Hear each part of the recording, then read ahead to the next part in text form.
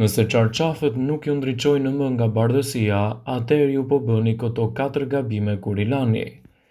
Megjithatë, çarçafët nuk duhet të lahen si xhinset ose pulovrat, gjithsesi ato duhet të lahen kaq shpesh sa trupi juaj të mos krijojë edhe erëra të këqija. Në çarçaf ne kalojmë të paktën 8 orë gjumë gjatë natës dhe djersa ose yndyrra e trupit grumbullohet edhe me fibra të shtratit duke bërë një terren ideal për mikrobet. Ndaj për këtë arsye rekomandohet që çarçafët dhe kllëfët e jashtëkve të lahen një herë në javë në temperaturë të caktuar në etiketë, por nëse janë të bardhë me 90 gradë. Gjithsesi, ka disa gabime që bëhet kur lajmë çarçafët dhe këto janë: mbi ngarkimi i lavatriçes duke i futur të gjitha ato të papalosura dhe duke bërë të vështirë larjen në centrifugë.